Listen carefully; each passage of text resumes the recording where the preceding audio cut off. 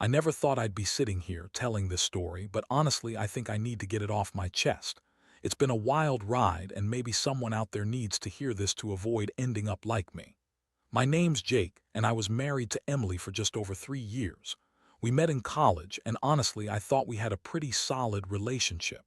She was a bit of a pain in the ass sometimes, bitchy, demanding, and always playing the victim. But I loved her, or at least I thought I did. She had a sharp tongue, yeah, but she was also beautiful, ambitious, and I figured she just knew how to push buttons because she cared. We got engaged about a year ago, and everything seemed fine, or so I thought. We were planning the wedding, and I was excited. She wanted everything perfect, and I was doing my best to make her happy.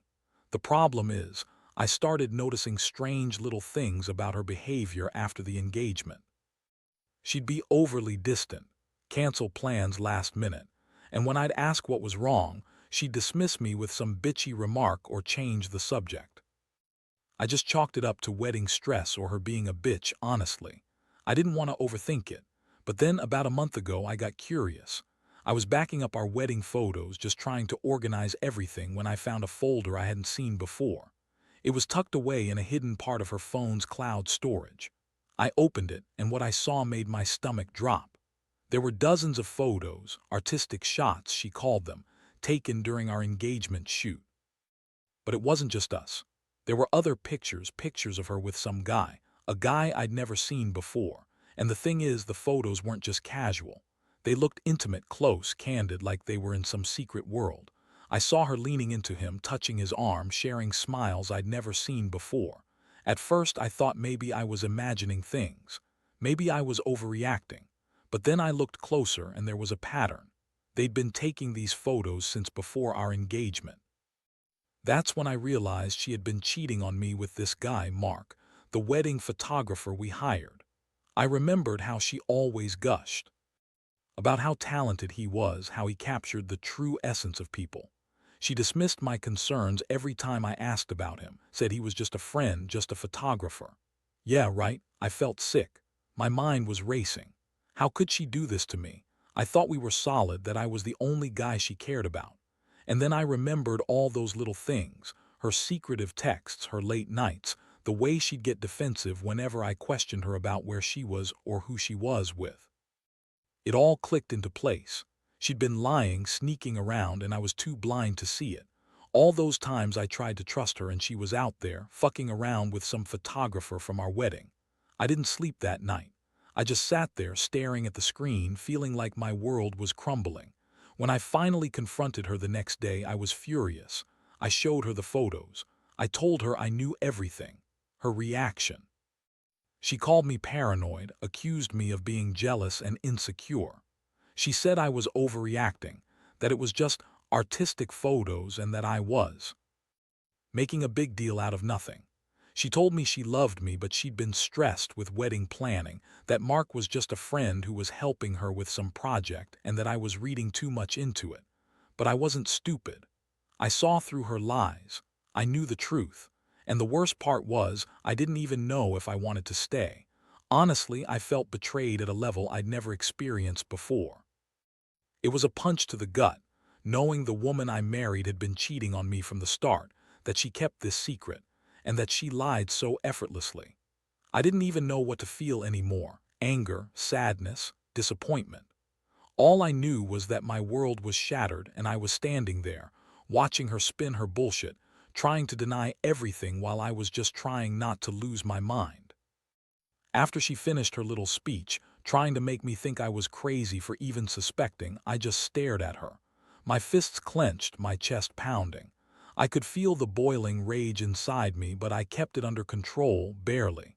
I didn't want to give her the satisfaction of seeing me lose it, not yet. Instead, I looked her right in the eyes and told her I needed some space. I told her I was done listening to her lies and that I'd be thinking about everything she just said. I didn't sleep that night either. My mind kept circling back to those photos, to the betrayal, to how she'd lied so convincingly about everything. Her artistic photos, her friendship with Mark, her stress. It was like a nightmare I couldn't wake up from. I kept asking myself, how did I miss all the signs? How did I let it get this far? I'd been so blind, so trusting. And now I was faced with the harsh reality that the woman I loved, the woman I wanted to spend my life with, had been cheating on me for months, maybe even longer. Honestly, I felt numb most of the day. I went to work, but I couldn't focus. Every time I closed my eyes, I saw her smiling, cozy with him in those photos. Every time I looked at my phone, I wondered if she'd text me some bullshit apology or her usual, "I love you, don't overthink it." But I knew better. I knew she was lying. I could see it in her eyes, how defensive she got when I pressed her, how she snapped back at me when I asked about Mark. She'd lie, she'd deny, but it was all hollow. All I needed was one more piece of evidence to confirm what I already knew. That evening, I decided to do some digging. I went through her phone again, looking for more clues, more proof. That's when I found the messages. I didn't even have to dig deep. They were right there, flirty, suggestive texts between her and Mark. It was clear they'd been more than just photographer and client, more than just friends. They were having sex, or at least they had been. I couldn't believe it. My wife, the woman I married, was screwing around with a guy who was supposed to be just a professional acquaintance. It all made me sick. I wanted to confront her again, but I decided to wait. I knew I needed to get my thoughts straight before I said anything. So I sat there, staring at the screen, feeling my chest tighten with a mix of anger and heartbreak. How could she lie to my face for so long? How could she pretend we were happy, pretend she loved me while secretly sneaking around with Mark? I kept thinking about all the moments I brushed off, the little things I ignored, her late nights, her secretive phone calls, her defensive attitude whenever I got too close to the truth. It was all so clear now, and it hurt so badly. The betrayal was deep, real deep. I decided I'd confront her the next day. I knew I had to. There was no way I could keep pretending everything was okay. I needed her to see the damage she'd done, and I needed the truth. I wanted her to own up to it, face the consequences of her actions. But deep down, I didn't know if I could ever forgive her, not after this. I kept wondering if I could even stay married to her after knowing she'd been lying and cheating all along. I felt so lost, angry, hurt, and just defeated. And as I sat there, staring at her photos, I realized my life was about to change forever. The next morning I woke up with a knot in my stomach. I knew today was the day I would finally confront Emily. I didn't sleep much at all. My mind kept replaying everything, her sneaky texts, those photos, her lies. I was trying to prepare myself for whatever she'd say, but honestly, I knew in my gut there was no way she could spin her way out of this one. Still, I had to hear it from her. I needed to see her reaction to gauge just how deep her deception ran. When she got out of bed, she was her usual bitchy self, throwing on her makeup, snapping at me when I asked how she slept. She had that defensive edge, like she already knew she'd get away with it. I looked at her, took a deep breath, and said, "We need to talk, now." Her eyes flickered, trying to gauge whether I was serious or just angry. I was definitely serious. We sat down in the living room, and I pulled out the phone with the photos. "Explain these," I said coldly. Her face instantly changed. She tried to brush it off, saying, "It's not what it looks like, but—" I cut her off. "Really? Because it looks like you've been cheating on me with Mark since the engagement shoot. I found these photos, Emily. I know everything. The texts, the photos, you lied to my face for months." Her eyes widened, and she started with her usual bullshit, saying it was just art, that Mark was just helping her with her vision, and that I was just jealous. I couldn't believe she was trying to gaslight me again. I was furious, but I also felt deep sadness. She looked so calm, so dismissive, like it was nothing to her. I told her I didn't want to hear her excuses. I wanted the truth. And she finally broke down, saying that she was stressed, that Mark was just a friend, and that she never meant for me to find out. That line, "never meant for you to find out," that was the nail in the coffin. How many lies had she told me? How much of our life was just a lie? I asked her if they'd had sex. She hesitated, then mumbled an answer I couldn't quite hear. When I pressed her, she finally admitted they'd been intimate. She said they'd tried to keep it casual, but that it had turned into something more. Hearing that crushed me. I felt like I was drowning. My head was spinning. I asked her why she did it, and she just sneered, "Because you're boring. You wouldn't give me what I needed. You were too predictable, too safe. Mark, he's exciting, he's passionate. You wouldn't understand."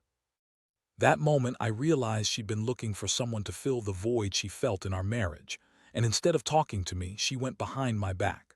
I wanted to break something, scream, or just run away. Instead, I told her to pack her shit and get out. I couldn't look at her without feeling betrayed. That's when she started with the tears, the fake crying, trying to make me feel guilty for catching her, like I was the one in the wrong. She kept saying she loved me, that she was sorry, but I knew she was just trying to manipulate me. I told her I didn't want to see her anymore, that I needed time to think. She begged, said she'd do anything to fix it, but honestly, I didn't want to hear her lies anymore. I wanted her gone. As she packed her bags, I realized I was already starting to feel relief. Relief that I didn't have to keep pretending, relief that I finally knew the truth. But underneath that, there was a huge wave of hurt. I'd loved her, believed in us, and she'd thrown it all away for some stupid affair. I felt stupid for trusting her, stupid for thinking it could work. I was angry at myself for not seeing it sooner, for ignoring the signs. But mostly I felt betrayed. Deep down, I knew this was the end of the road for us, and I didn't know how I was going to rebuild from this. When she was finally out the door, I sat alone in the silence of our apartment. It was cold now. No life, no love, just memories of what used to be. I kept asking myself how I let it get this far, how I didn't see the signs earlier. I couldn't sleep again, not that night. All I could do was stare at the empty space where she used to be, feeling like I had lost a part of myself. The heartbreak was real and sharp, but so was this strange sense of clarity. I knew I'd never trust her again, and I knew that I had to find a way to move on, even if it felt impossible right now. The days that followed were a blur of numbness and anger. I threw myself into work, trying to drown out the ache in my chest. Every time I closed my eyes, I saw her smile, that fake innocence she used to wear, and the images of her with Mark kept flashing in my mind like a sick slideshow. I guess I wasn't surprised she was trying to act like the victim. Her tears, her apologies, her begging. That was her defense mechanism. But I wasn't buying it anymore. I'd seen too much, learned too much, and now I was just trying to breathe through the pain. One thing I did do was dig deeper into Mark's background. I started sifting through social media, trying to see if I could find anything else about him that explained how deep this thing went. It didn't take long. I found pictures of them together, a lot of them, and it was clear they'd been sneaking around even before our wedding planning. There was one that really got to me, a photo of her leaning into him, both of them laughing, with a caption underneath that read, "Finally found my true artist." I wanted to smash my phone into the wall. That caption, that moment, it was like a punch in the gut. I kept asking myself how I didn't see this coming. I've been so caught up in trying to make everything perfect and trusting her that I missed all the signs. The secretive phone calls, the late nights, the defensiveness. She always told me I was paranoid, that I just didn't understand her creative side. But now I knew she'd been lying, manipulating me for months. How the hell could I have been so blind? I was also surprised by how cold I'd become. I didn't want to talk to her, see her, even think about her. Honestly, I was furious, not just at her, but at myself. How did I let her get away with this? Why did I think we were solid? I kept replaying our last conversation in my head, trying to find some sign I missed, some way I could have stopped it, but I realized it was pointless. The truth was, I was just a fool clutching onto a shattered illusion. One night I was sitting on the couch, staring at the wall, when I decided I needed to do something different. I couldn't just sit here and feel this pain forever. I knew I had to confront the reality of what she did, but also I needed to take control of the situation. I started planning my next move. First, I was going to get rid of everything that reminded me of her, her clothes, her jewelry, her pictures. I didn't want her ghosts haunting me anymore. Then, I decided I'd start looking into a lawyer, thinking about what it would take to separate, because I knew I couldn't stay with someone who betrayed me like this.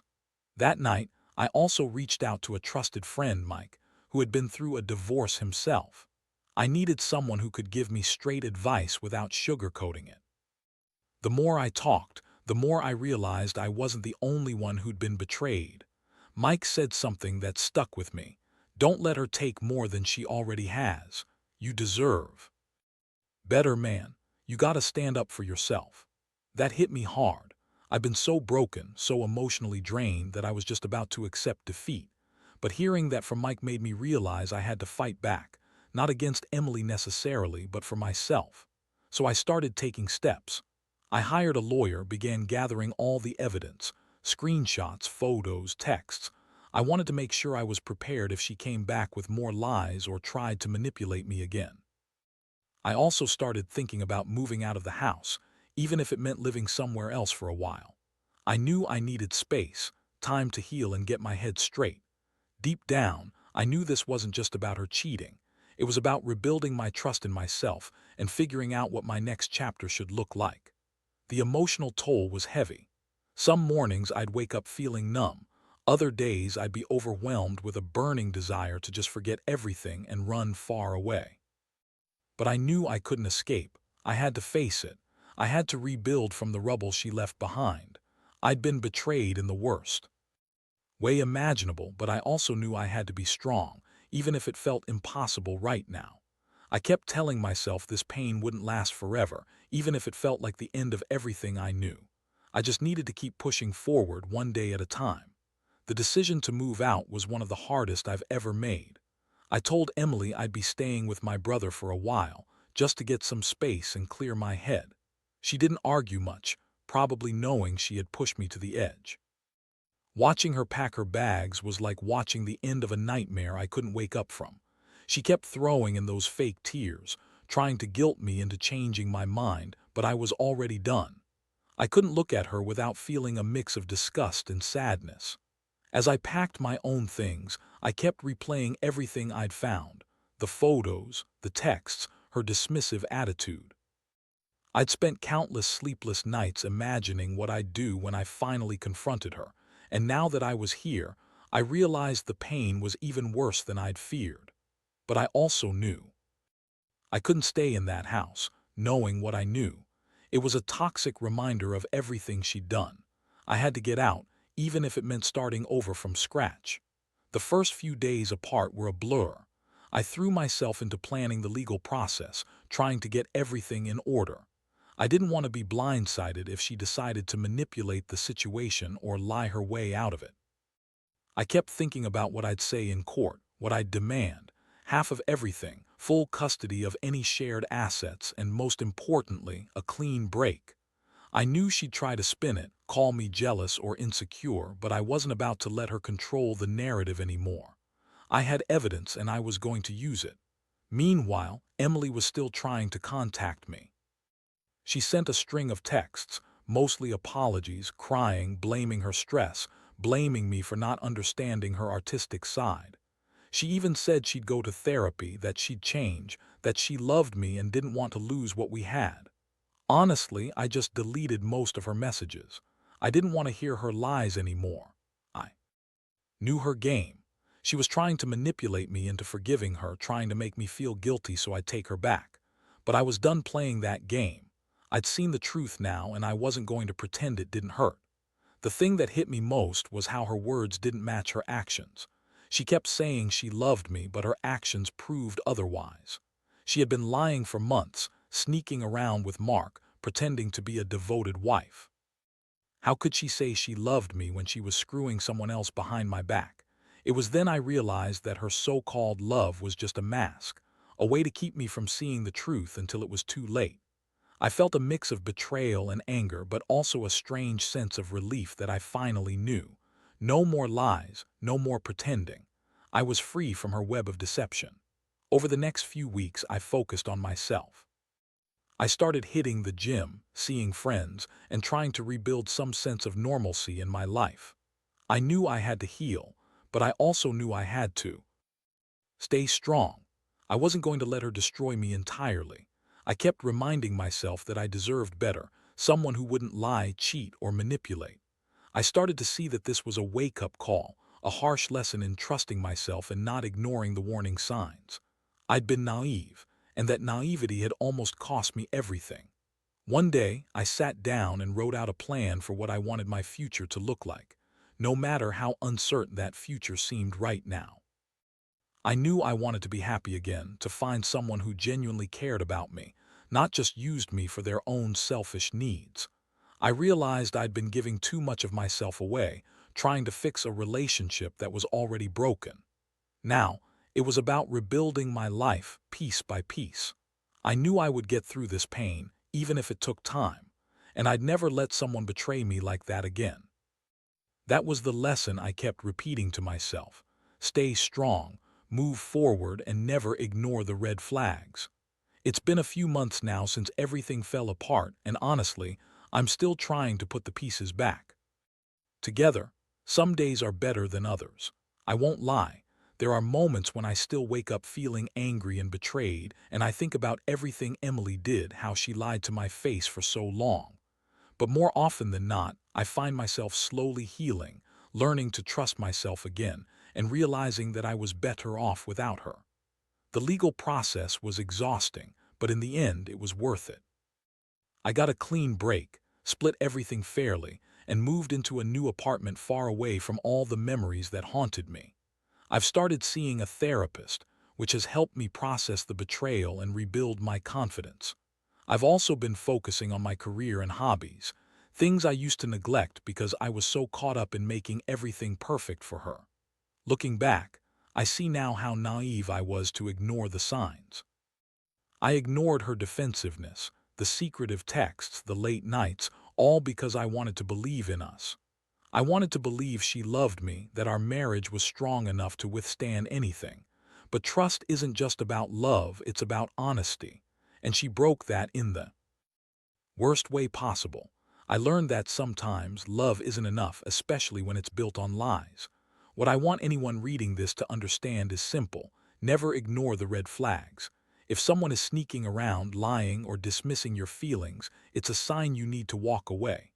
No matter how much you love them, no matter how much you want things to work out, betrayal cuts deep. Protect yourself. Respect yourself enough to walk away from someone who disrespects you that way. I also learned that revenge isn't about getting back at someone. It's about reclaiming your peace, your dignity. I didn't want her to see me broken. I wanted to show her I was stronger than her lies, that she couldn't control me or ruin my life. Moving out, cutting off contact, and focusing on my own growth was my way of taking back power. I don't regret it. It hurt like hell, but it was necessary. Now I look forward. Maybe someday I'll find someone who truly values me, who treats me with honesty. But for now, I'm just grateful that I finally saw the truth and that I have the chance to rebuild my life. From the ground up, betrayal has taught me a hard lesson about trust and self-respect, but it's also made me stronger. I don't fear being alone anymore. I fear staying with someone who doesn't deserve me. And that realization, more than anything, gives me hope for the future.